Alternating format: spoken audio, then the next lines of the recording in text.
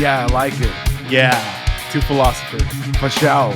Modern day philosophers. with no fucking background in philosophy whatsoever. Hey, bullshit, motherfucker.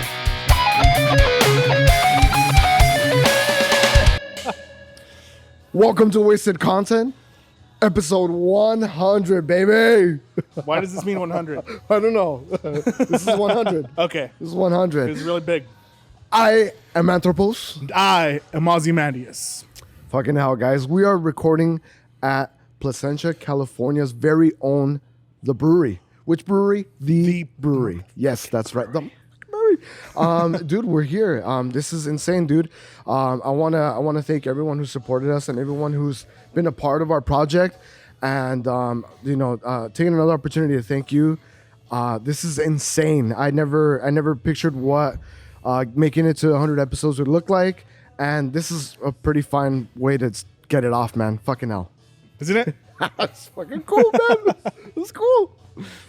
Holy shit. Yeah, man. Yeah, big shout out to everybody at the brewery that helped facilitate this. Absolutely, yeah. Awesome. You guys were awesome. This is amazing. We're so happy to be here. And can't wait to try some amazing beers yet again from the brewery. Absolutely. We'll have plenty of time to talk about what brings us here and why we wanted to record here for episode 100. But like I'd say, let's just go ahead and wet our whistle. We've selected a few beers from all three separate divisions of the brewery. Yeah. We have the brewery. We have the Brewery to Row, which is where they host their sours. And then we have Offshoot Brewing Company, which is where all of their hoppy, delicious IPAs come from. We're going to get the party started today for episode 100 with something off of Offshoot Beer's list. And this is going to be the Hoptical Density. This is a hazy double IPA with Citra, Galaxy, Strata, and Cashmere hops. We're big fans of Cashmere here. So we just saw that on the menu and we said, fuck it, we got to try that. So Ozymandias, congratulations on making it to episode 100 without severe cirrhosis. We don't know that yet. We don't know that. Yeah. Cheers, brother. Cheers. Like a man, I will not go to the doctor until it's pretty Severely severe. jaundiced. Yeah. Okay. Yum. So a lot of stone fruit yumminess happening here. We haven't even shared any smelling notes or any like explaining the way that this looks even. Smelling notes, you get a lot of stone fruit from the hops imparted here. I want to say Cashmere has a lot to do with that here.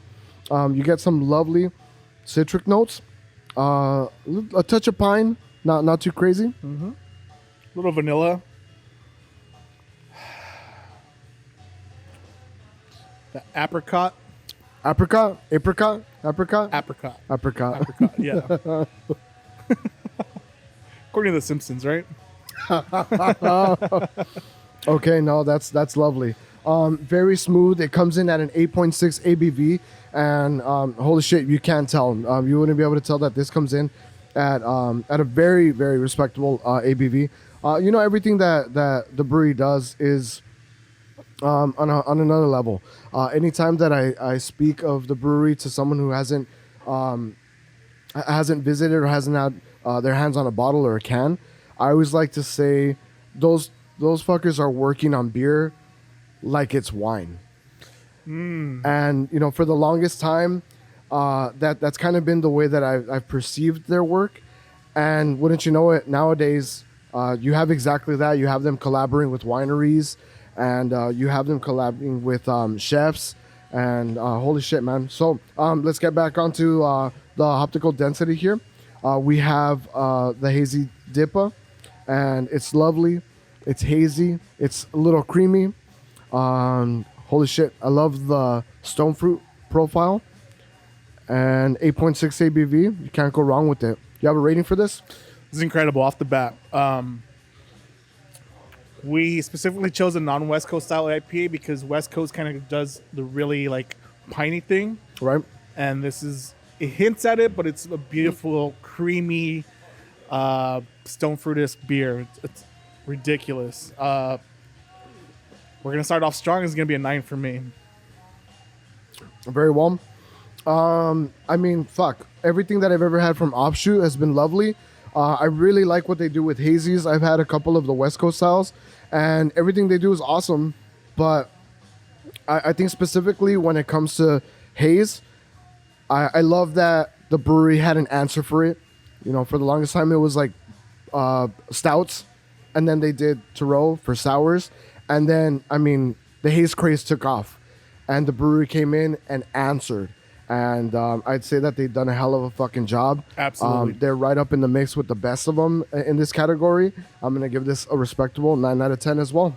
So 9 out of 10 for me for the optical density.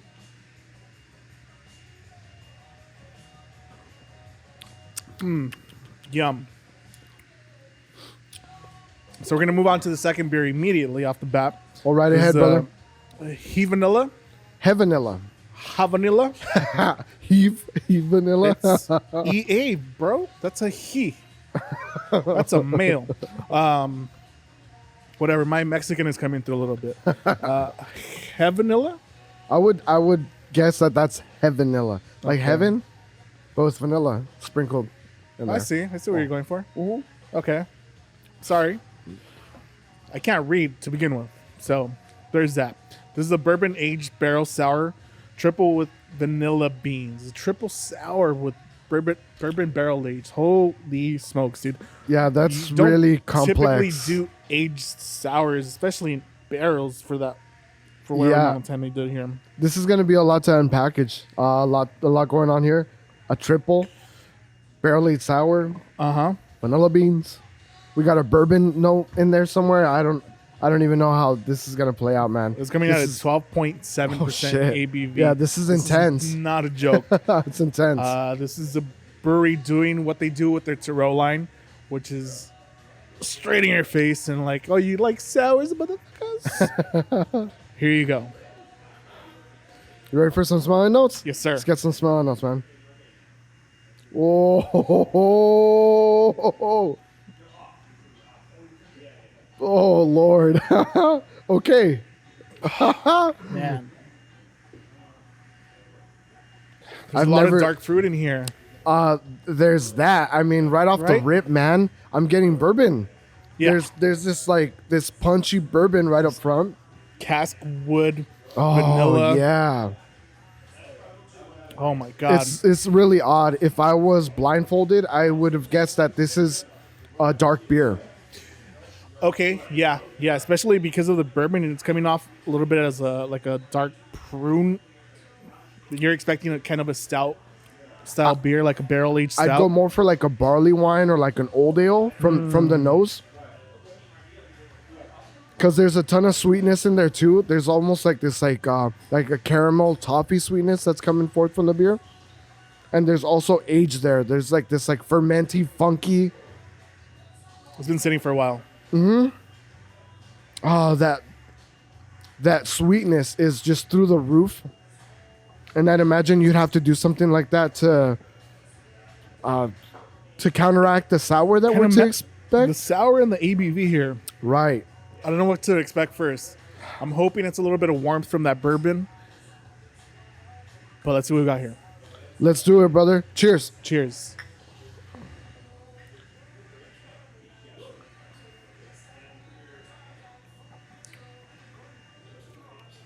Yo. What the fuck? Yo. You know, for the longest time, I kept saying, nobody does sours like Wild Barrel. And here, Taro just made me love a sour. I don't know what's happening right now, dude. What the fuck is happening right now? Dude, I'm completely dumbstruck, dude. I have no idea what the fuck is happening right now. How do you even describe this? This is insane, the brewery. I mean, talk about how ambitious this brewery is with everything, with every style that they go for, that they shoot for. We've come to like the metaverse of beer styles, dude. Like this is like super meta. Okay. You know? This is, I mean, you when you feel like you've explored every terrain, you can come to Tyrrell. And you're going to be hit with something new and something that no brewing company, you could confidently say no brewing company has ever attempted. I haven't seen anything like this. This is ridiculous. Ridiculous indeed is the only way to describe it. It's you get a lot of that warmth, that sour tardiness, but it's not overpowering in the beer whatsoever. They're masking the booze really well. I expected a high ethanol here. Yep. But it's not there at all.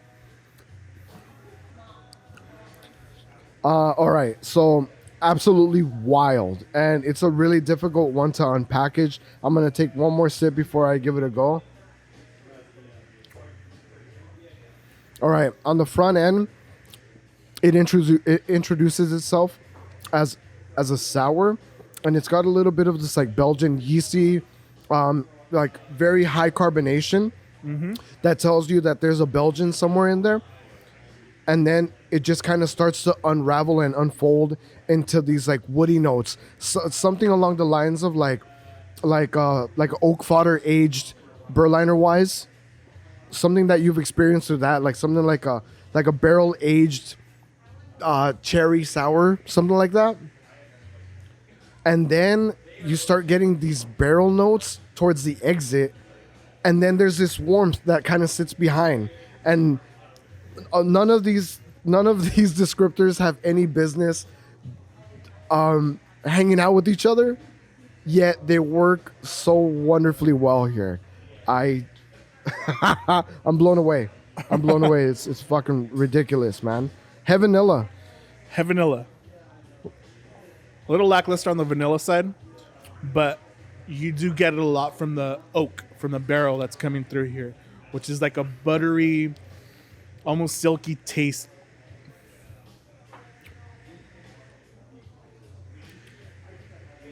The exit is my favorite part.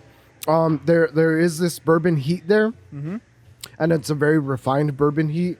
I'd love to know what bourbon barrels it was aged in, just for the fuck of it, because I'm getting a hint of it, and that bourbon is fucking phenomenal. It's lovely. This is gonna be a tough one, man. But shoot your shot, man. What do you got for the Heavanilla? Yikes! Triple barrel aged sour, right? Is the category you're going with? It's gonna be a 10 for me. I haven't seen anything of this style in this category ever, I think. No, we're talking about sours. People are usually just slapping a bunch of fruit together, right, and giving you something a little bit tardy. Here you go. This is on a whole nother level here. This is letting the yeast and everything ferment and give you that texture and taste, as opposed to artificially imposing it on here. Right. Ridiculous. Yeah, dude, this is like this is a 10 for me as well. And the brewery has often done this to the Wasted Content Project, where we're forced to create a new category because this doesn't fit into any of a rating. Like, how are we going to go up from 10 here? Of course. And then they come with another. They're going to come out with the quadruple next year. Right. That's going to be a 10 as well. Yeah, this is wild, dude. It's like I don't know what is it? That movie, The Fly. It's the movie where like there's like a machine and then a guy and a fly. I don't know what that is.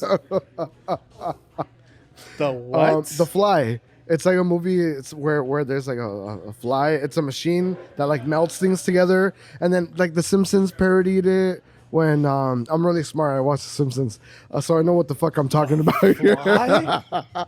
Yeah, dude. Are you sure you're not making this up? No, I'm sure. So they parody this in a Treehouse of Horrors episode, where there's a fly and Bart goes in, and then like a fly Bart comes out. Oh. Okay, so the machine from The Fly. This is like like a barrel aged. No. Where are you going with this? This is like a barrel aged sour, like a bourbon barrel aged sour, stepped into that machine with some kind of like old ale or like a barley wine, like 1700s bourbon. fucking wild, dude. Yeah, and it works. So an absolute banger. This is a fucking 10 out of 10 in a completely brand new category, guys. Barrel aged Belgian triple sour. 10 out of 10. Bourbon barrel aged. Wild. Fucking hell. All right, so I'm gonna take the opportunity after the second beer to just talk a little bit about why we're here at this specific brewing company. When a man loves a woman. And, Why we're here? Oh, I'm sorry. I wish I had the answer to that, but I don't. Why the fuck we're here? What is the meaning of life? No, I don't have that. But why? We're recording here at the brewery for the 100th episode. It was back in about like 2013, 2014 when our journey through craft beer really kind of took off. Before then, we were like kind of just drinking pretty mediocre crap. Yeah. Just that's the nicest way I could put it. it's the most polite way you can put it. Yeah. I'd say that you were a little bit like a class above. Oh. You know, you Still were like rocking Guinness and stuff. You were like big on that, which is in stouts. It's the Bud Light of stouts It's nowadays. the introduction. Absolutely, You don't yeah. use Bud Light as an introduction to a beer. Sorry. No. For sure. Yeah. But you know, we started becoming exposed more and more to insane and wild concepts through beer, and that was mainly due to this like little fucking like just ramshackle fucking liquor store in the middle of Almani. Craft Beer Kings, we're looking at you, and I want to thank you guys for being a part of this journey as well. There's been support on that end, but like really, they put craft beer. It was a craft beer oasis in a place that it had no business in as well.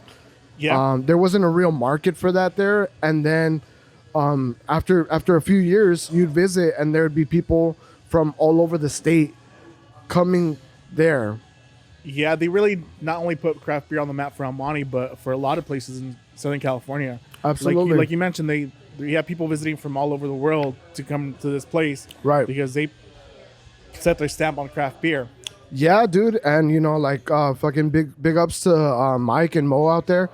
They were getting their hands on like shit from out of the state, you know, shit from the East Coast, shit from you know, the middle of the country, and they were giving us the luxury of getting our hands on shit that we wouldn't have ever gotten, you know, if it wasn't for them. So it was through them that I remember looking at a bottle of, I believe it was 2014 Smoking Wood, which was an Imperial Rye smoked porter from the brewery. Oof. And all of those things, all of those words, I'd never seen them in the same sentence. I'd never seen them in the same printed on a label, on the same label, and that sounded extremely wild. At this point, I had already become very, very fond of dark beers, and that's of course thanks to you introducing me to Guinness, and then that went to exploring more stouts, and then I saw this bottle and I was like, Jesus. $8.99 for a fucking bottle, jeez. And then I mean there's like fucking like $80 bottles right behind me. That we'll gladly pay for now. Yeah, dude, like tenfold that we'll gladly pay for. But yeah, dude, it was 2014, and that was a fucking stupid amount to pay for a bottle of beer. Hey, like I can get 4 Mickey's 40s for that price. Get like all my friends drunk. Yeah, dude, I could get a whole floor of a college dorm drunk on for Mickey's for $8.99. And you know, I bit the bullet and I opened that bottle and I poured it, and what I experienced was ridiculous. It didn't seem like beer anymore. It seemed like something much more than that. Okay. There was very, very obviously, there was passion and a love for what was happening in the bottle, encapsulated. You know, so it changed me, and that's a little bit of my experience of why we're here. What can you recount of the brewery that's made an impact, and why you're happy to be here, dude? I unfortunately, unlike you, don't have this like idiot savant thing going on with beer. Idiot savant. I don't recall the very first beer I had that changed my whole world. You know, you're really taking the Homer Simpson thing to the next level, where he sings about his first beer he's ever had. You know, when I was 17, I had my very first beer. I can't do that. I'll recall some here and there. My best recollection of the brewery, though, is not memory that too far back, unfortunately. I'm sure we've had it decade ago, but I'm gonna say their Christmas collection this past year that we all picked up a case of their 12 Days of Christmas, and we sat down and went through the entire case. It was 12 a days. pretty messy episode, but Yeah, incredible. definitely. Incredible all the way through. Just the ability to be able to do that, because every bottle was set for 1 year of their releases during December. Correct. Incredible. To be able to be long enough, to be open long enough to be able to do that is incredible. Yeah, definitely.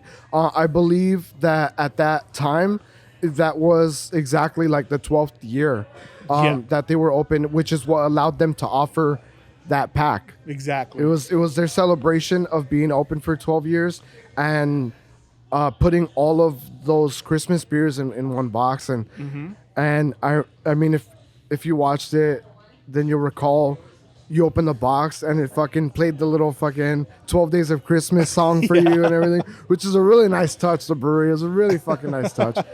And that was fucking awesome. It was phenomenal. Some of the best pictures that we've taken. That was a really, really cool setup. So that's like your biggest the brewery moment right there? Yeah, it definitely was. I think it was a moment in this project, and that really highlighted what we were trying to do with this project. Totally. It was leveling up everybody's game on what craft beer is. It's sure. not just your local craft brewery, but like something that can be expanded worldwide, even at such an exquisite level. Absolutely. Yeah, dude. And then fucking now we're here, man. Yeah, incredible. Yeah. So I'm super grateful. I think I'm gonna be like saying thanks for this quite often throughout this. So fucking anyway, dude. Let's get right into the third beer. What do you say? That's it. Let's do it. All right. Third beer is gonna be. This is a Hoarders member only. So if you're not familiar with the brewery and the way things work around here, if you're not a member, then let us explain this to you. There's a couple of levels of membership that you can that you can purchase the rights to be included into, and that's going to be the Reserve Society, and then there's the Hoarders Society, and each of those comes with perks, benefits. We are members. Yep. And we're members 2 years running now. In fact, I have an order from our membership that's ready to be picked up at In our cellar. In our cellar. Our personal cellar. Yeah, because the brewery got it like that. They got a fucking personal cellar for you. So we're gonna be picking up one of our membership collections once we're heading out of here. Yeah. And there's levels, which means levels of exclusivity. So they have beers that are available to the general public, and then they have beers that are only available to purchase if you are a member. The Hoarders Society membership is as fucking high tier as it gets. Almost as exclusive as Costco. Right, Yeah. for sure. So this is going to be beer number 3, and this is a Hoarders member only. And you've seen it here first on Wasted Content. This is the March 2022 release of Bananas. This is a rum barrel aged imperial stout with graham crackers, bananas, brown sugar, milk sugar, and Tahitian vanilla beans. This comes in at a 13.3 ABV. And this is fucking pretty wild. I'm already loving the like featuring bananas with rum. Rum already includes banana funkiness, especially for like the the higher end rums. I'm Okay. not talking like fucking Bacardi or anything like that. Like whenever all I you know. get, that's all I know. It's whenever you get like a 5-10 year age rum. They're usually very funky, and a lot of times they include some banana funkiness, like some like ripe banana, kind of like fucking like plátano, even like plantain sweetness. Okay, I was gonna say, isn't plátano banana? Plantain, Okay. yeah, like total. Gotcha. So it's like over ripened, like where it's got all these like black splotches and shit, Yeah. like a little mushy, very funky, very fermenty, like the best rums that I've had carry that note. So I love that. This is fucking genius that they're pairing rum with bananas in there, and I mean everything else in there sounds fucking decadent. Yeah, anything of that flavor profile is going to lend itself to graham crackers and vanilla, some milk.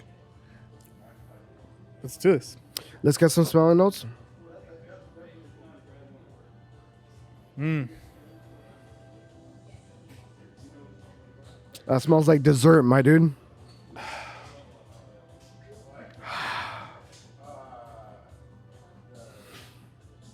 Yum.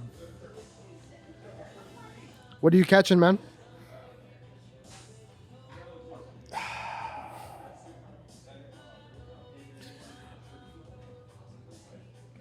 I can't really be super specific on this, but I'm going to say it's the lactose that I'm catching the most. Okay. Milk If sugars. that has a smell, who the fuck knows? Yeah, the milk sugars. It's very sweet. The vanilla's coming through a lot, which is incredible. I don't think I've ever had Tahitian vanilla beans. I've had Madagascar vanilla beans, which is a whole different Yeah, level. no shit. Yeah. I've never had Tahitian vanilla beans, which I'm looking forward to here. There's a little bit of graham cracker-esque taste, but that could also be imparted by the banana, which is that like over-ripenedness. Okay. That makes sense? Yeah, that makes sense. Let's just continue. That makes sense. Yeah. Graham crackers smell like bananas. Well, just like bananas are plátanos. Yeah. It smells like banana graham crackers specifically. There you go. I'm catching this like kind of like brulee-esque profile where it's kind of like a burnt sugar. Yep.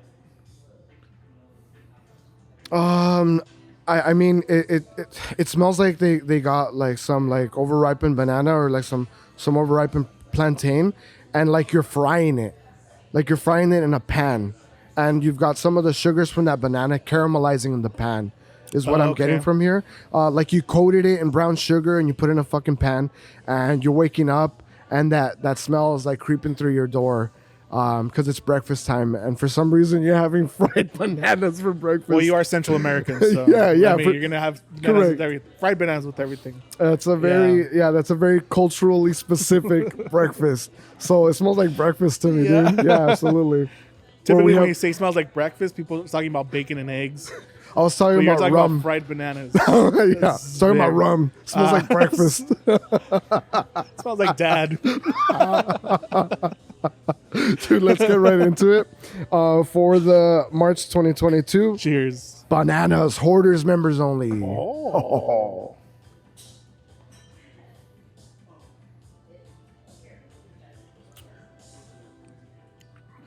Oh my god. Surprisingly fucking very smooth. Cheers. Cheers. Oh shit. Yeah. The magic of cameras, brother.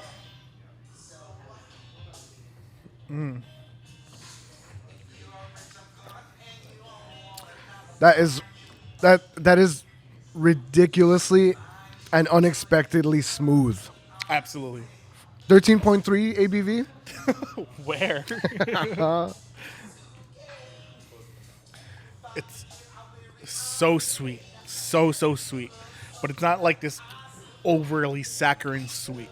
It's just like right on the precipice of going too much, but ridiculous. I keep saying ridiculous to every one of these beers, but it is.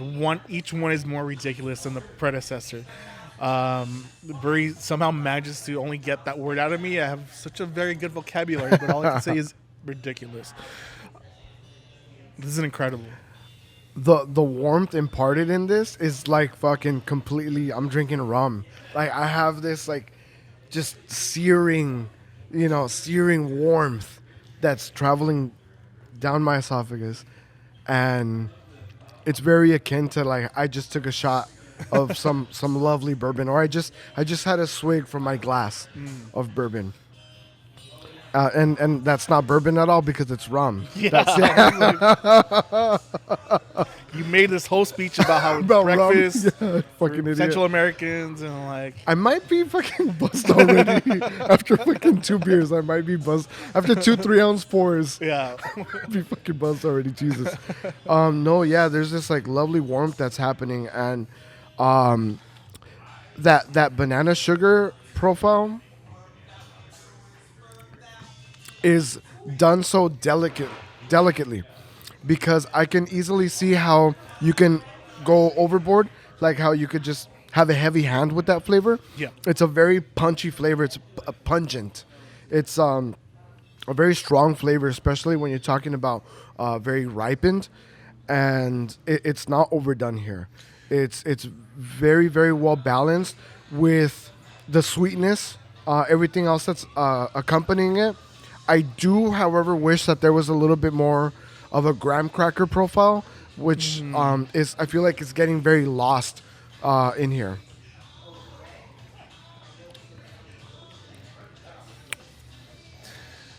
It's kind of there at the finish. But I think because of the ABV, it finishes a little bit dry. So it's hard to just like hold on to that. Yeah, no, it's actually, the more I drink it, it's getting louder on the booze. Yeah. Or maybe that's like a byproduct of it warming while it sits here. Could be. Back to your banana note. I think this has to be something so meticulously done with such perfect timing, because the more the bananas ripen, the sweeter they tend to get. Even if they get past the point of like, especially plantains, I suppose, they get really dark skin. They get super, super sweeter every moment that passes. You get rid of all the starches, and it's just sugar at some point. So to get it at a certain level where it's not overly saccharine is incredible. So meticulously done, such perfect timing on it. An adjunct of brown sugar here is incredible. The milk is nice here. It's nice and creamy, but it's not like a whipped cream that you're usually used to on the creamy side. Right.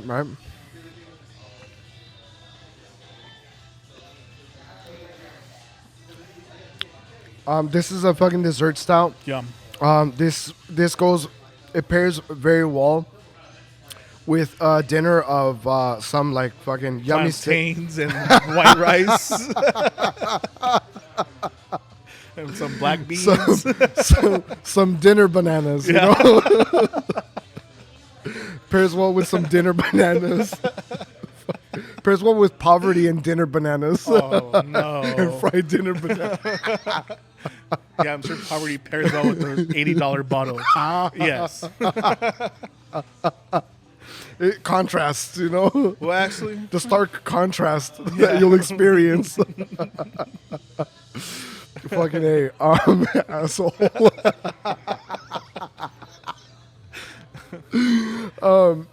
It pairs well with like a fucking fine red meat. Some kind of fucking, just like give me some mashed potatoes and a fucking steak and this to finish it off, and I'm a happy guy, man. I could see this being incorporated into this poor guy, right? into like a culinary experience that's maybe like Louisiana style. Like I could even see this like after like some kind of crawfish like some dinner? yeah, like a crawfish, like a fucking shrimp. What is it? Shrimp boil? Like shit. I could see that incorporated to like finish that off as well. It would pair well with beignets. This is a lovely dessert stout. What's a beignet? It's like these little like fucking pockets that are deep fried and they have like chocolate and it melts, and then they do powdered sugar on top of it. Okay, I thought it was that thing that everyone's attaching to their toilets now to wipe their ass. That's not it? No, No? Oh. no, it's not. It's kind of like New Orleans, it's like New Orleans' favorite dessert, basically. It's like a very popular thing. Not attached to the toilet? No, definitely not. It ends up in there eventually, but Okay. yeah, no, I could see it accompanying something like that. Phenomenal, and I think we're ready for a rating on beer number 3. What do you got? I got a fucking 10 out of 10 for this motherfucker, man. Same here. I think, man, it's hard to get away from 10s here, especially at this place. Yeah, dude. That's wild. That's wild, and I know that bananas isn't something that's explored a lot with a lot of brewing companies, and I could see why. Again, going back to, I could see how you could become a little heavy-handed with it, and how it'd be difficult to kind of like accompany and harmonize with it with the other flavor profiles. Done phenomenally here with the brewery. So. Yeah, absolutely. Lovely. It's a 10 for me as well. 10 across the board. Alrighty, so we're gonna open up to the first topic of today's podcast, and I'd like to introduce. Be careful what you wish for. I mean, we just had a little bit of that right outside. We're coming back from a break right now, because we have to take a break from all this strenuous work that we're doing over here. But we're back from break, and we just met some pretty cool people involved with our Kern River Festival, beer and music festival. So shout out to we just met Sean, Jamie and Sean. Shout out to you guys, and just manifesting these opportunities. We're here. Be careful what you wish for.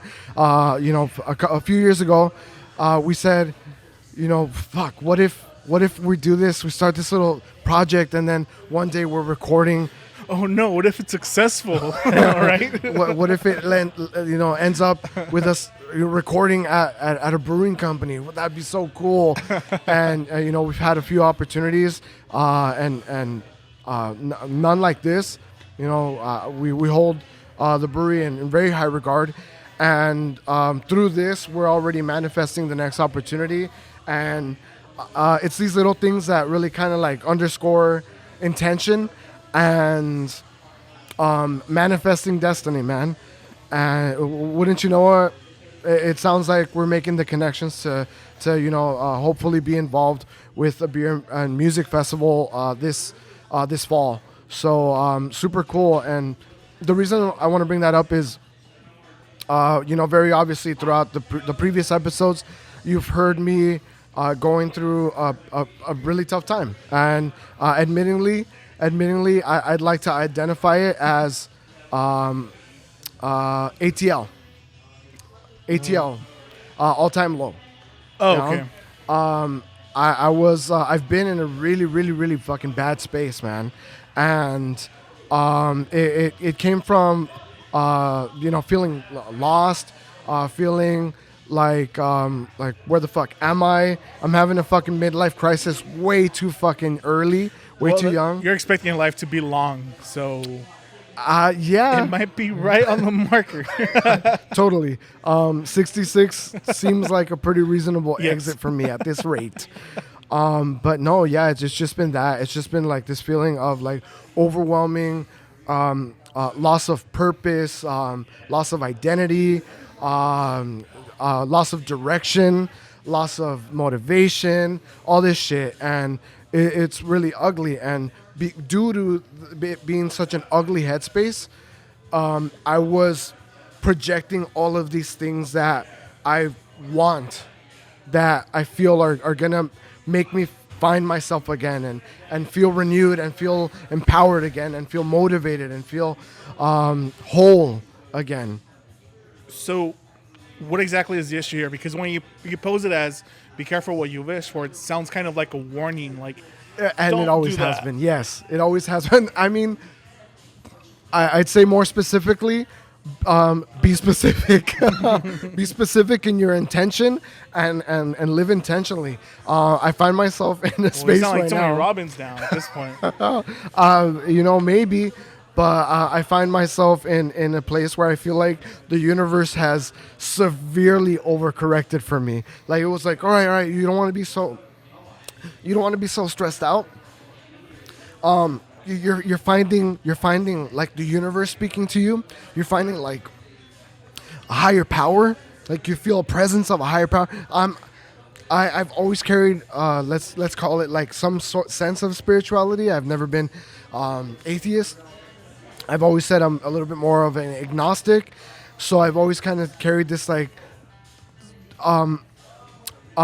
ambiguous spirituality with me, and it was in my darkest times within the past few months where it really seemed like sunbeams shone through, and they were very overwhelming and very very powerful experiences that made me feel connection with the universe.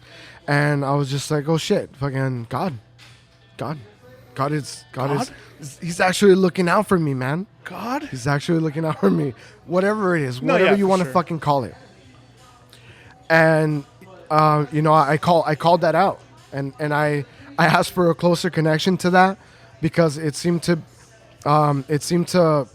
really help me through the struggle and stress.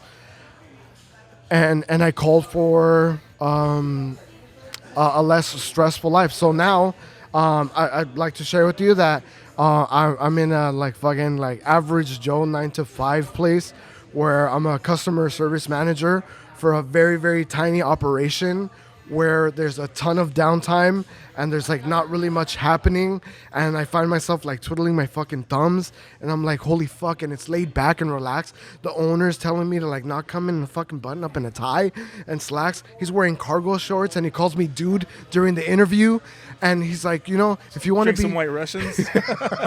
so he Yeah. kind of actually looks like the dude a little bit. And he's like, dude, you look great, but if you just want to be cash, like this motherfucker, even the way that he says casual is casual, okay? That's a bad sign. Fuck, dude. And I feel like, oh shit, this is a big overcorrection. This is okay. It wasn't, and then also, I just went on a Christian retreat as well, Yee. which is unheard of. Like to my closest friends that know me, that is a sentence that they would never have expected me to utter. Don't worry, I didn't drink the fucking punch. Okay, it was a very great experience, but I took it for its aspects of connection with the universe. I took it for the aspects of finding oneself, because it really was more of like a weekend of camping with counseling with Jesus sprinkled all over it. It's really what it was. It's nothing like a Jesus sprinkle. Yeah, and I was able to separate those, and I gave myself to the experience, and I did come back down from that mountain like fucking Moses? like Moses. I Yeah. did come back down from that mountain feeling different, and in a very very positive way. The experience allowed the opportunity to acknowledge and encounter and face a lot of repressed traumas that I had never been given the opportunity, and I would have never given myself the opportunity to encounter. It was tough. It was really, really hard, and it was an overwhelming experience. Through that, like there was an exercise that broke the ego completely, and then there was an exercise where they rebuilt you, and I could see how that primes you to like being open and like giving your life. Seems to- a little cultish, yeah. a little cultish, Yeah. but there was a lot of like psychology techniques used that are necessary to make personal breakthroughs. A lot of us live very convoluted existences where we lie to ourselves a lot, or where we repress traumatic events or truths about us. And this trip gave me the opportunity to acknowledge and encounter those. And it was very cleansing. It was very, very soul cleansing. And yeah, it was very powerful. But be careful what you wish for, because I asked for a connection with the universe, and then I found myself surrounded by Jesus for a weekend. And then I asked for a less stressful environment, and now I'm in an environment where I'm watching the paint dry on the walls. You know? That's really stressful, actually. I don't know about. I've watched paint dry personally. Yeah. And it's very stressful because I always want to touch it, and it always comes off on my hands. Then I get dirty. This Jesus retreat sounds a little bit like that, where you just kind of have to get a little dirty instead of just watching the paint dry. Yeah, dude. So I'd say the biggest takeaway from all of this is I identified this as a transitionary stage, something that I needed to kind of just get back on track and refocus, reassess. And I think that's very valuable. But also fucking be intentional, man. Because if you're not specific with the energy that you put out, then it's going to be like, oh yeah, sure, you want Jesus? Here's a fucking face full of fucking Jesus. Here's Jesus. It's going to fucking, open up because fucking Jesus, right? Jesus. Usually it goes like this when they say Jesus. and then it's like, all right, less stressful environment. All right, cool. Fucking here you are. Here you have it. You asked for a scoop of vanilla ice cream. Now fucking enjoy your scoop of vanilla store brand ice cream. You know? So you weren't specific enough. I wasn't specific enough. Yeah. Yeah. I think I've brought this up in this podcast before, where it's a little bit like Jordan Peterson-esque. Yeah. Where he says, be very specific about what you want, because then if you're not, you'll end up with a lot you don't want. Yeah. And I think I've been preaching that to you for the longest, but you never pay attention to what the fuck I'm saying. All so, right. Go figure. You needed Jesus to tell you, even though I'm here. I'm Jesus. I don't even know how comfortable I feel with this bit anymore, actually. No, I'm Jesus. This guy. You should be. That's... God damn, it's hard to, like... It's a little convoluted because you kind of mix in religion and Jesus and all this stuff and spirituality. But to separate the two, I don't think that's the correct response, because you're kind of separating the two. And Okay. It should be all one and the same, right?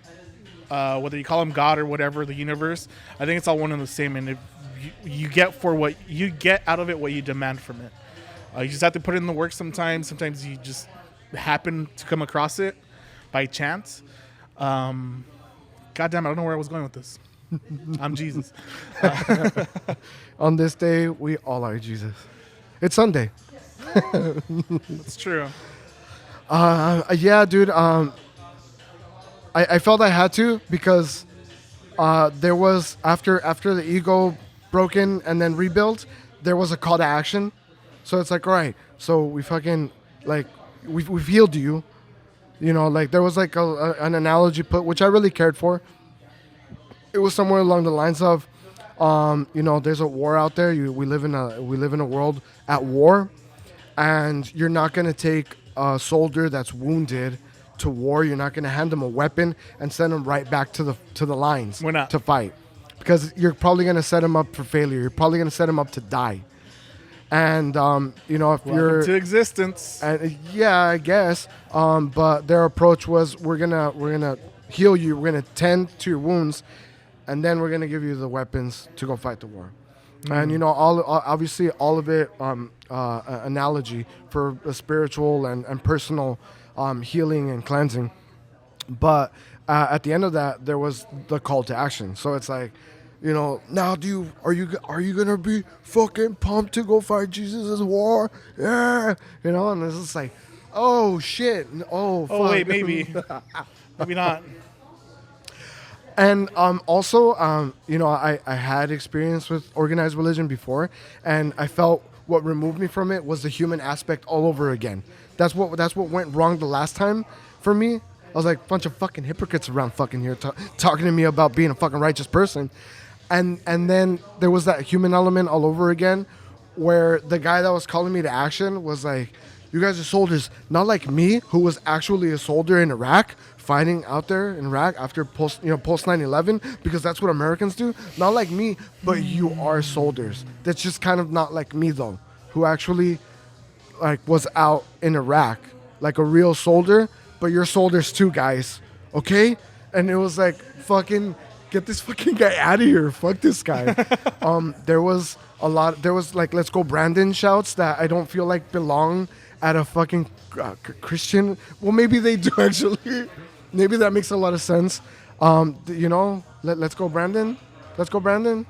I don't know what that is. Fucking hell. All right. So I've heard this, but yeah, I've never cared to like. it's a roundabout way of saying fuck Joe Biden. So yeah, there's a whole backstory about like a NASCAR driver. His name is Brandon, and then there was like a coverage of it, and the fans who unequivocally took the opportunity to chant fuck Joe Biden, and then there was a newscaster who was like desperately trying to cover it up, and she's like, they're saying let's go Brandon, everybody, and then now that's become synonymous Gotcha. with it.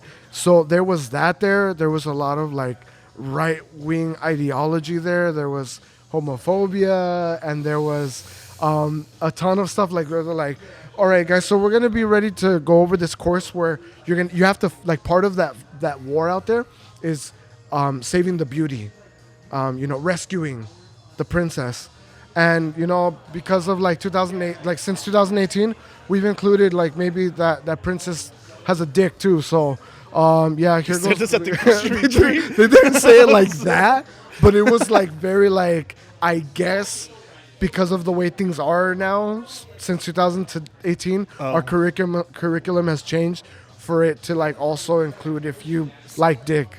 Well, I don't understand what the problem is then. Like, you seem to fit right in there. Fuck you. The homophobia, the liking dick, the homophobia while liking dick. while liking dick. Yeah, there was just a lot ideologies, There was a lot of that stuff that I felt like didn't belong there. That kind of took me away. It took me out of the experience. It broke the fourth wall. It really kind of made me remove myself and kind of feel like I don't want to. Nah, I'm not that.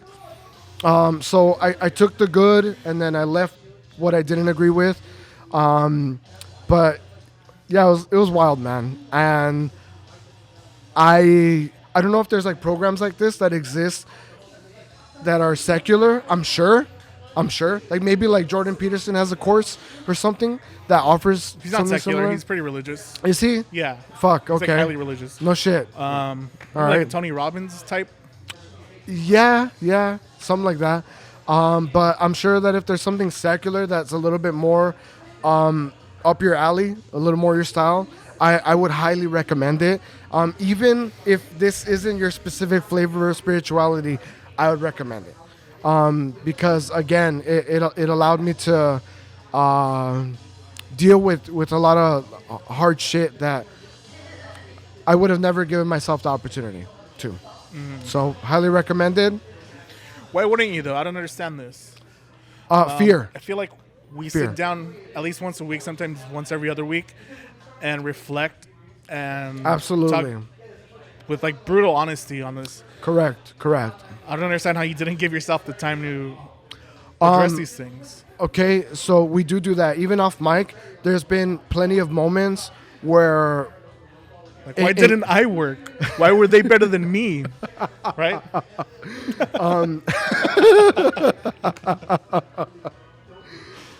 We've had a lot of moments like that, and I'm gonna be honest with you. I had you in mind throughout a lot of that weekend because The homophobia? Or the dick part? there's a lot of people that are close to me that I felt like, fuck. I hope that they're not carrying this. I hope that these aren't things that they walk around every fucking day with, just fucking weighing down on them. And, you know, you see a lot of people, complete strangers, that are walking around with so much shit, dude. And, like, just a lot of people fucking broken. Yeah, I And- mean, everybody has their baggage. I think we mentioned it a couple episodes ago. Was everybody just kind of tired now? Like, Fucking A. when you walk around and you see people, everyone's just tired of carrying this cross, for lack of better words, or carrying this boulder up a hill. It's just the way things are set up. Everyone in this system, whatever it is, you want to call it government or whatever, even just existence in general, everyone's just kind of tired of existing. Fucking Mr. Meeseeks, bro. Like, Yeah. existence is pain. Totally. I mean, you can completely set yourself up to where it's not, though, mentally. Okay. It really is all a matter of perspective and how you perceive things. But All right. unfortunately, everyone kind of perceives it as pushing a boulder up the hill Yeah. when it's not. One must imagine Sisyphus happy. Happy. Yeah. Yeah. Again, there's a lot of people that I thought about while I was up there, and mainly in the context of, I hope these aren't things that are carrying that they're carrying, and also I wish that they would experience this as well, for whatever it is, a personal breakthrough, honesty. We've shared very intimate conversations about things that are bearing down on us, and I've known you all my life. I've known you fucking all my life. And there's even things that within the intimacy of our friendship, I haven't. Keeping secrets from me?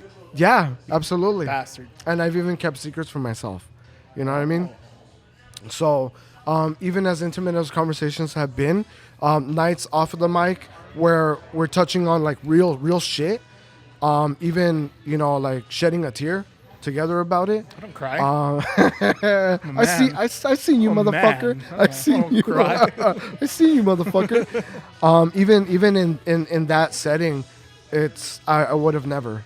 So yeah, super powerful experience, brother. And I wanted to talk about, be careful what you wish for, be intentional, because otherwise you're gonna end up with things that you don't want.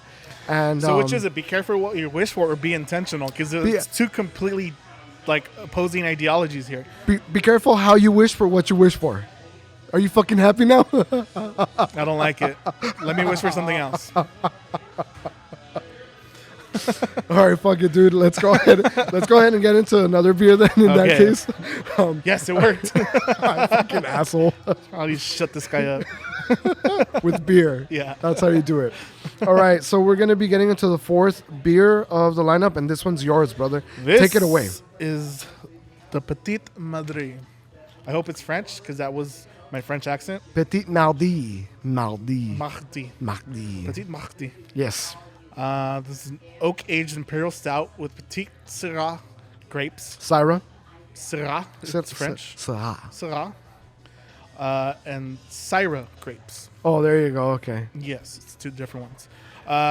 Syrah grapes, if you're not familiar with, is usually the grapes they use to produce wine with. So, hopefully, we have something here that's kind of similar to a wine. Absolutely. I was told by one of the brewery staff that we should be expecting something similar to what we experienced with the Portified Black Tuesday, Oh, that was amazing. where that was an imperial bourbon barrel aged stout that was brewed with Syrah grapes. So he's saying to expect something similar, and I won't go into further detail. Let's go ahead and grab some smelling notes for this, or a read. Quick note, this comes in at a 15.9% ABV. Yeah, baby. No joke. All right. I mean, just look at the way it looks. This already looks like ultra concentrated Welch's grape, bro. Nice little Merlot. mixed with stout. It's like a little look of a stout in there as well. No, but the color on this is phenomenal. You could see how heavy it is. You could see the density of the beer just as you swirl it around. And let's go with some smelling notes. Juicy. Isn't your catchphrase smoking? Not juicy.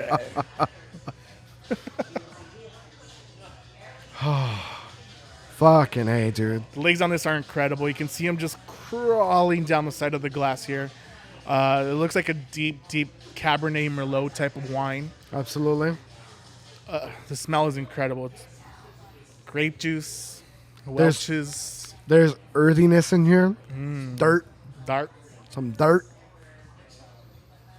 It's like an earthy afterbirth. To quote Michael Scott. Does anybody have some Splenda for this?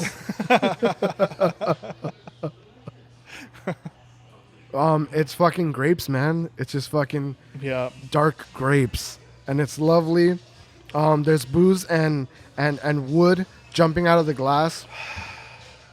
I'd say my favorite thing about this beer already on the smelling notes is gonna be that. It's just how earthy it is, and I'm expecting that to follow through on the palate, brother. Let's get right into the Petit Mardi. Cheers. Cheers. Cheers.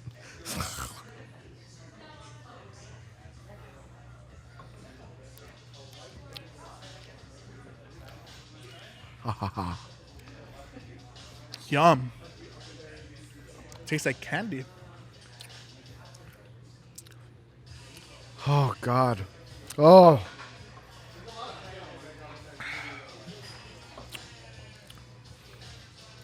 Now that is something to really difficult to get away from, dude.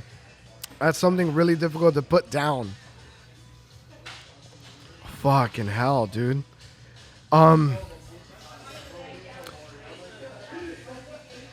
It's really odd how imparting these wine flavors, it kind of really starts separating that stout away from stouts. Yeah, it does. This is a fucking barrel-aged imperial stout. And if you were to give this to somebody and tell them that it's an that it's a barrel-aged imperial stout, they would call you a fucking liar. Yeah, they're saying you just poured me a glass of Cabernet. Correct. Yeah. The ABV and the dryness lends itself to that wine type. I can't really get the base beer here.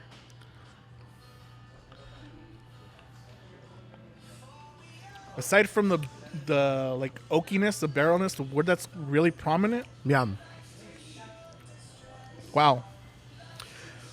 I want to like, I don't want to throw any accusations around here, but I wouldn't be surprised if the brewery just opened up bottles of very fine wine and just poured it into their barrels of Petit Mardi, put a fucking label on it, and then just said, enjoy that. That's an imperial stout. Yeah. It's fucking ridiculous.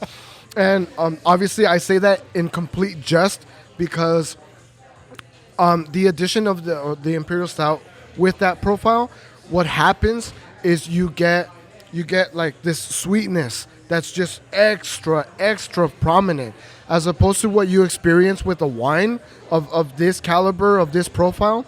You're expecting super dry. You're expecting the fucking, after that, after taking a sip, you're expecting the and that's not happening here. Yeah. It's just round, sweet, big, syrupy, and all of that happens when you introduce these two worlds together. You're bringing this like a super syrupy saccharine sweetness that works very, very well with the sweetness of the grapes here, and just absolutely phenomenal. It really reminds me of the Portified Black Tuesday that we enjoyed a few episodes back, and fuck, they need to make more beers like this, bro. Absolutely. It really is astounding that the brewery is kind of one of the first to produce beers like this in this style. I mean, wine has been around long enough to be adjuncts on a lot of stuff, but this is incredible. I'm honestly surprised no other brewing company, as far as I know, is doing something similar to this. Yeah, dude. I mean, it's I think that they've really gone to their calling. Yeah. And their expertise and their passion for this, it paved the way to this, to where we are now in the community. And I'd like to see another brewing company try to take on this shit. I'd love that. Yeah. because they're gonna have a run for their fucking money, man. There's so many styles out there that other brewing companies are like, oh look, they're fucking doing that. Oh, we can do that too. I haven't seen somebody try to fucking step up for this. So hats off to the fucking brewery for this shit, dude. Absolutely. 10? Rating? 10. Fucking 10. God. Absolutely wild. If you're a wine, if you enjoy wine and you enjoy, red wines, if you enjoy dry wines, and if you enjoy bourbon barrel imperial stouts, they just fucking had a baby. Even if you're not an advocate of wine and you just like occasionally drink that like Stella Rosa shit, even that, yeah, kind even of, that. Yeah, for sure. sweet enough.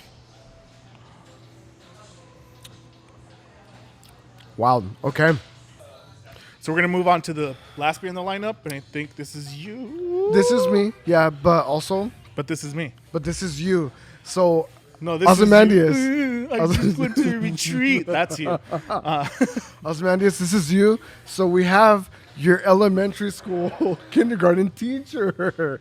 Have you ever seen those things? Like this is you? No? Just me? All right, never mind. Fuck. Your elementary school teacher? Yeah, like they do like these ceremonies where it's like this is you or this is I'm your like, no. this is your life. Jeez.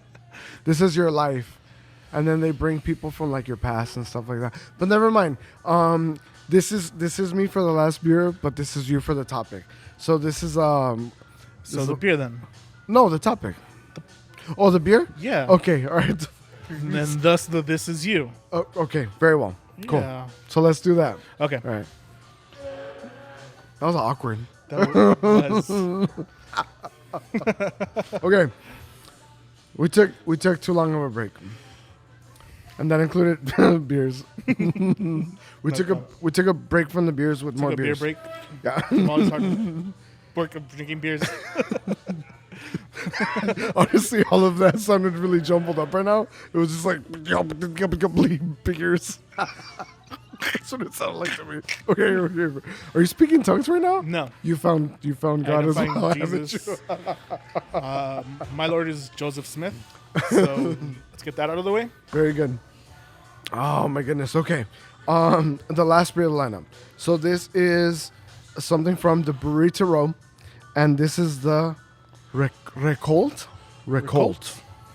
This is a puncheon aged ale with Syrah grapes. So we wanted to structure the lineup to be able to contrast what the brewery does with an imperial stout with the Syrah grapes and what the Brewery to Rome does with a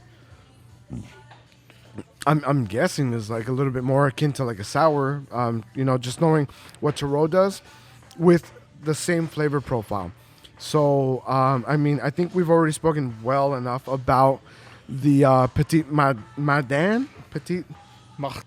Mardi. Um, We're hoping it's French. If it's not, then We sound like fucking idiots the whole time. Yeah. So we've already spoken to that. And we've obviously enjoyed the profile, and it works very well.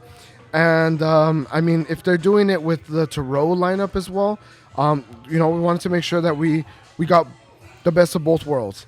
And the Recolt is Syrah grapes with the Brewery Tarot and what they do best. So let's go ahead and get some smelling notes. Ooh, okay. It smells like a sour for sure. And I'm getting that very similar grapey, juicy yumminess on the nose. A fermentation of grapes here going on. I am getting like a very sharp, a sharp note here. A little like maybe like vinegary. It could be the grapes as well.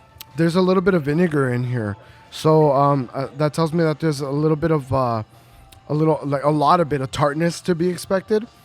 A little bit of like sour to be expected. Oh, and then of course I am getting that barrel as well. I'm getting those wood notes that are coming through. At 15.4 ABV, the Recolt is going to show us what Brewery to Row does with sour grapes. Cheers. Let's get right into it. Cheers, brother.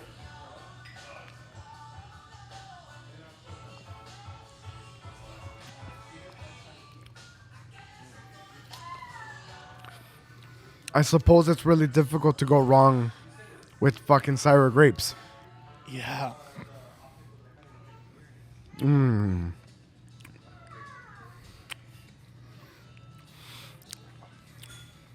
Not surprisingly, the profile of a sour lends more to this wine experience, right? This is giving me a little bit more of like that dry, crisp finish, that like just dry, snappy finish, where it kind of like leaves your tongue a little tacky. A little parched. Definitely.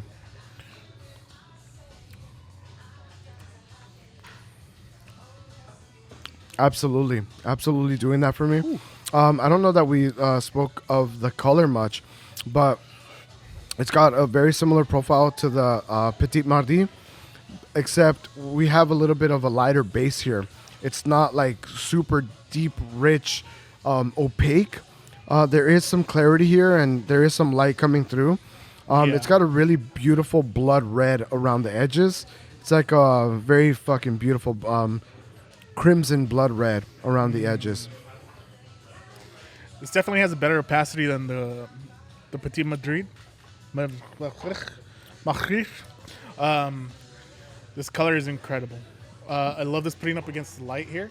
You can see right through it. Correct. You can't get away from that Syrah grape flavor, which is amazing in any beer that they've done so far. So far, we've had 3 of these beers with the Syrah grapes. Correct. And they're all of a similar like acidic profile. It's very tart, very dry, very sweet. It was incredible. Whatever the hell the brewery's doing with these beers is phenomenal. And specifically when it comes to the incorporation of these grapes for their beers, we have really kind of boasted about wine drinkers and beer drinkers alike unite. I'd say out of the 3 that we've had featuring this flavor profile on these grapes, this one is the one that's truest to the wine community. This absolutely comes across much more wine than beer to me. There's just a very much quicker finish to it. It's not heavy. It's not syrupy like the Petit Mardi or the Fortified Black Tuesday was. Yeah, it's definitely more molasses type for the stout Correct. variant. Correct. But seeing it here as an aged ale, it is a lot lighter, a lot more crisp, a lot more refreshing. Correct. I wouldn't mind a little more carbonation here as well. The carbonation would do well. But don't know, I don't think that's really what they were going for. Because the carbonation's not really here. It's not much carbonation to speak of. So I have to wonder if that was kind of removed through the aging process.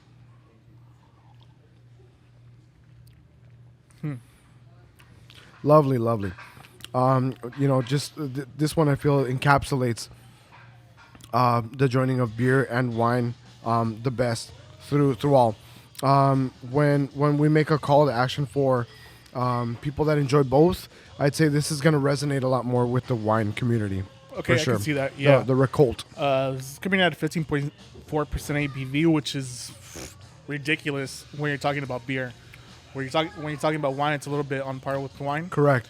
But for a beer, I'm expecting a little bit high ethanol, which isn't present here. Right. There's a bite there for sure, but it's not this rubbing alcohol taste.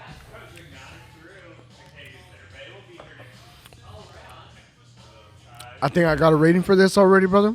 What do you got? I think in terms of as long as sours have been around, I've given many sours a chance, and I've tried many different iterations of sours. For a while there was these like sours from Russian River. There was like consecration and desecration and all these like 12-ounce bottles with the corks, and it was like fucking sour brewed on a bed of cherries, aged in oak barrels. I don't think we can say that word anymore. Which one? Russian. Oh shit! Not This is around, not at these times. really bad PR for Yeah. Russian River, dude. Shit, they're gonna change their name to Ukrainian River There pretty you soon. go. I'm pretty sure. There was that in the beginning, and I paid top dollar to expose myself to that, and I didn't enjoy it.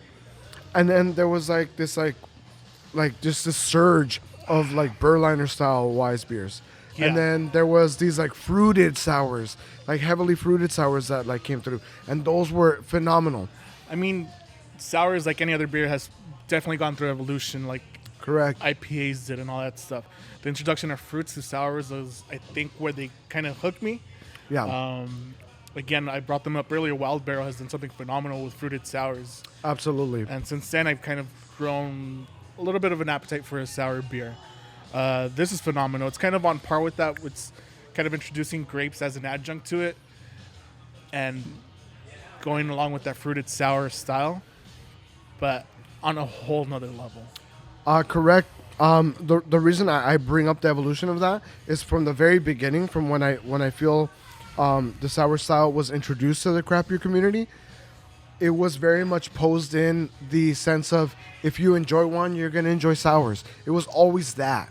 It was always wine drinkers. This is the beer style for wine drinkers. And while while I don't drink a lot of wine, I just think it I know wine. I know what the fuck it tastes like. Yeah. And a lot of times it didn't fucking taste like that. And I was like, what the fuck are they talking about? well, there are some wines like that though. Like this specifically has like an acetyl acid taste, kind of like a vinegary apple cider vinegar. Yeah. There are wines that are specifically that kind of lean into the acid taste, kind of vinegary stuff. So you have the introduction of sours, which kind of leaned into that as well too. Definitely. I always found it really difficult to make that connection though. Yeah. And I think I finally met the first sour that makes me fucking say 100% Yeah. without a fucking doubt, this is the wine drinker's beer. Right here. I can see Recolt. that. I can see that. But again, I'm not a big wine drinker either. Yeah. Like from my experience of wine, I could probably say that, but maybe some like big wine guy's gonna be like, "You're wrong. You're absolutely wrong. Sure. Too much acid, too much sugar, too much this, whatever." Yeah. Fuck those guys. They don't know what the fuck they're talking about. Yeah. Listen to us. Don't listen to them. What is it? Don't try. Leave it to those of us who are trying. There you go. That's the lesson Lessons here. from last week. Fuck yeah. Don't try. Yeah, dude, I got a 10 for this. In the style of barrel aged sour, let's call it, which I don't know that this falls into that category necessarily, but for lack of a better place for this beer, absolute 10. 10 out of 10. Same for me. Yeah. The vinegary taste is a little pungent, It is. but it's not a deterrent. So it is a nice sour, but I think we're only saying that because we've grown a palate for it. I think the very first sour I tried, I was just like, "Ugh, get that shit away from me. Yeah. What is wrong with people? How do you enjoy this?" Mm-hmm. But I don't know. I guess we grew a palate for it now. I mean, the brewery has definitely made it very easy to enjoy a sour. Absolutely, Yeah. they have. 10 out of 10? 10 out of 10. Very well, brother.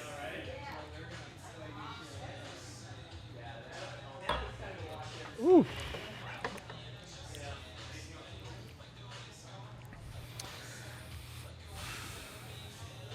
So All right, talk to me, man.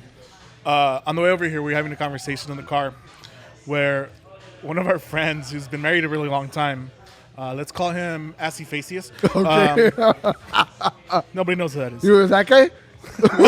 That one right there? Which one? This one right here? That guy? Which one? Yeah. What about him? We're talking about edging and how he's been practicing edging. Okay. Lovely. And I'm wondering why. So this is like he's like coming at it like from a very disciplined angle. Like this is a discipline. Like it's like he's fucking. I want to say no, but I can see him nodding yes on like my periphery. So Okay. yes. Very disciplined angle where I asked why. I'm like, once you've been in a relationship long enough, you want to just like get in and out quick. You don't want to have an hour session of this and that. But he poses the other thing, which is like, no, you want it to last as long as you can when you have time. Okay. So I want to know where you stand on this. On it should last long. Right. What exactly? The relationship or the sex part? Both. Okay. So let's start with the relationship and then the sex part. It should last long. Okay. For sure. Yeah. Show's absolutely. over. Fuck this. It should last long. No. Okay. Yeah. Okay, so the sex part. Yeah. I'd say like anywhere between like 30 to 45 minutes is reasonable. Too long. I mean, goddamn, bro, you got to build some fucking It's stamina, not man. about stamina. It's not about. It's about stamina. It's not about stamina. It's exactly about stamina. Okay, it's not about my lack of stamina. Okay. I'm fat now. I wasn't before And when even I was when- having sex. Even when you were thinner, 30 minutes was too long. Too long. Okay, very Too well. long. Okay, so what is a reasonable amount of time for you then? 10 to 20. 20 at the most. Okay, all right. Like anything past 20 is just boring and repetitive and a reduction of the relationship because you start thinking like, this is who I'm going to be with the rest of my life? Jesus Christ. What? Ugh. Is that toilet paper? Okay, Because you have too much time to look at this. If you're just in and out, you don't think about this shit. is that blood? Out of my book. Out of Is my that blood? Okay. Fuck. Okay, so when our boy was talking about this, Yes. he was posing this as a way to extend the time. As a way to extend the time. That's yes. not how it fucking works, man. That's what I'm saying. He goes, I'm practicing edging so I can extend the amount of time we're having sex. So, okay, possibly have her more orgasm multiple times, which is fine, I guess. Yeah. You know, but this is why you eat them out. Yeah. Wants to extend the time they're having sex because it comes so far and few between because he has kids now. Yeah. Right? Right. It's like, okay, we're only having it once a month. We're going to make a 5-hour session. That's very reasonable. Yeah. Yeah. That's very reasonable. Even then, it's like boom, boom, in and out. If he did it a lot quicker, I think it would have happened more often. Because he doesn't have the time, and she doesn't have the time. They have to fucking like mark it on their fucking calendars. Like, okay, on the fucking 19th, we're gonna have sex for 5 hours. Get the fuck out of here. Get 20 minutes tops. Get it out. You can do it every day for 20 minutes. It's like fucking meditating. They have to have an app for it as well, right? In, out. Jesus Christ. In, she has to check with his. Out. She has to. In, out. She has to check with his secretary to fill up like a slot of time Yeah. in order for that. But 5-hour blocks, bro, because they're edging for 5 hours. It doesn't work that way, dude. Like, I don't think that it works that way. Like, for me, it's not even about like, okay, so I'm a practicing edger. You're practicing edger? Yeah. But Wait.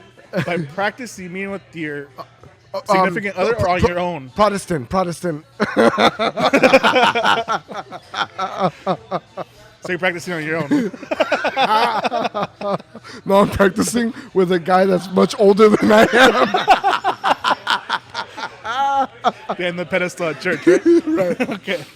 Oh, I'm sorry, that's Catholic. Hey. I was thinking Catholic. Sorry. No, we do it quietly in the other room, not behind the pedestal. So, I'm practicing, and I'm sorry. Your question was what? Do you I don't do this know. by yourself? Okay. I don't know. It's not about like extending the time. It's about increasing the volume of. Are you sure you want to ask these questions? No, go ahead. Go ahead. I'm just picturing you with more volume.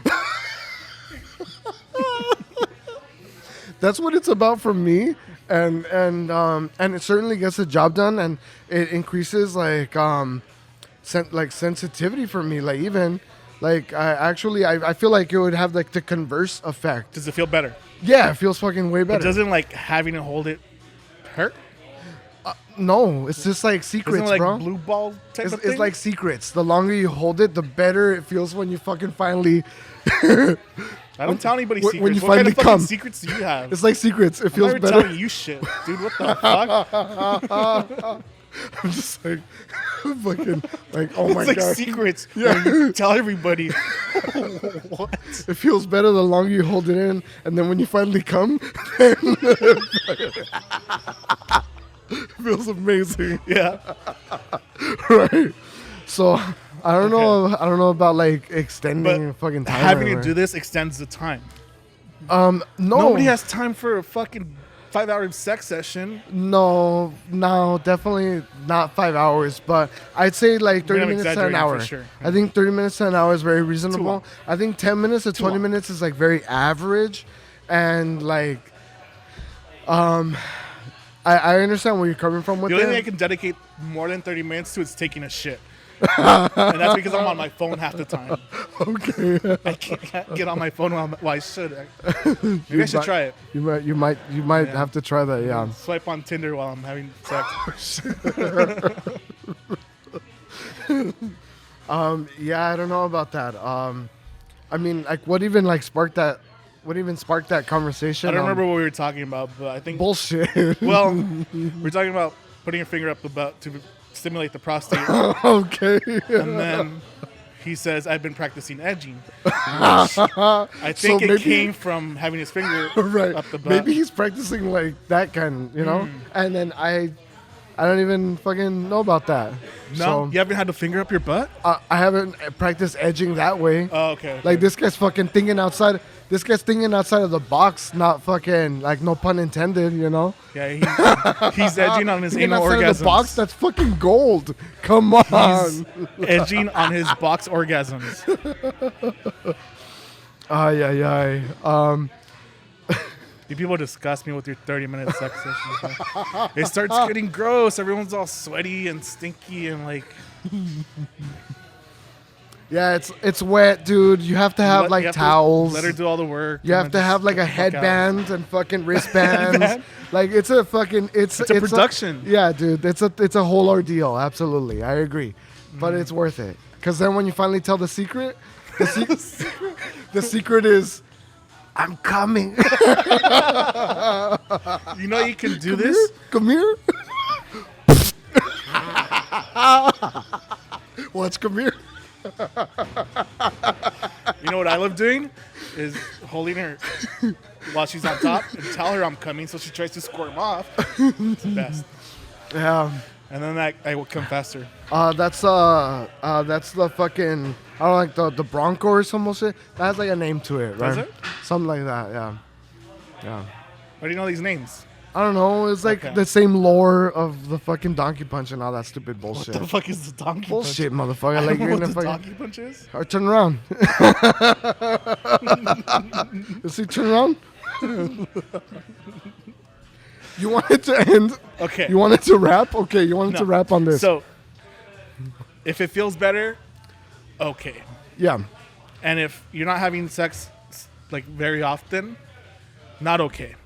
Because that's why you're not having sex so often, because you're fucking blocking out 5 hours of your day to have sex instead of 5-10 minutes where you're just in and out quick, get the fuck go on with your day. Quantity over quality is like your argument here? No, it could be good. Yeah, a solid fucking 10 minutes. Solid 10 minutes of like pumping and like as hard as you can, and you're breaking kind of a sweat, but you're not stinking yet. Yeah. It doesn't smell like gooch in the air. Like we can still walk into the room afterwards and it doesn't smell like a fucking monkey cage. Doesn't smell like carne asada. Yeah. Doesn't smell like cumin. No? Okay, I don't have sex with Middle Eastern women, but okay. I'm Middle Eastern. No, that one's Cumin? No, that one's curry for sure. Well, that's Indians. Yeah, and what's the little red herb that's really saffron? Saffron? Yeah, it smells of saffron. Never mind. Okay. Okay, All right. so lesson is I'm gonna practice edging on my own, Yeah. but never with somebody. All right. Yeah. Dar- Maybe not- I'll just edge at home until I meet up with them and then like unload. That poor soul. I've been edging for 9 months now. I was gonna say 9 years, bro. No, I didn't touch myself back then. No, yeah, I would say give it a chance. It certainly adds to the experience. Okay. But I don't know that it adds to the experience in terms of desensitizing you and increasing. Okay, what about the like finger in the butt? Oh yeah, try that definitely. No, I sure. have. Have you? Oh yeah, for sure. Yeah? Yeah, Like totally. it? Yeah, it's all right. It's good. Yeah. Okay. You like it? Fucking animal. No, of course not. You fucking tricked me. You told me you would never tell anybody. Oh my god. We need more beer, or are we done today? No, we're done today. Okay, We're done. we're done today. All right. So Jesus Christ, Brewery. We're sorry for wrapping it up on this conversation. It's because you live on the edge of craft beer, so So edging. I mean- obviously. Hey, be thankful that it didn't get into docking like it did over at Scenic Brewing. Company. Yeah. So it could have gone so much worse. The brewery, Placentia, California. Thank you for hosting us. And thank you for our production team. Thank you for everybody that's come out to support us over here. Kern River Beer and Music Festival. We met those people out here. And we're going to be coming at you in October for that, it sounds like. We're going to see if we could work our magic and then have a little booth for that. Other than that, Jesus Christ, this has been phenomenal. And we featured some amazing beers here. And we couldn't be more grateful to the brewery for hosting us. I think we're signing off right here, unless you like have something more fucking important to do, asshole. I do. Whatever the fuck he said, forget it. Thank you to Kelly, Ben, and Brett from the Brewery Company. Good shit. Thank you to the owners of the Brewing Company, the brewery. Thank you for having us. This was phenomenal. Everybody else who was able to facilitate this, the bartenders behind the bar. Good shit. They took care of us very much. Yep. Sir. And thank you to our lovely staff that I'm not going to point the camera to because fuck them. Episode 100. We'll see you next week. Oh, yeah. Peace.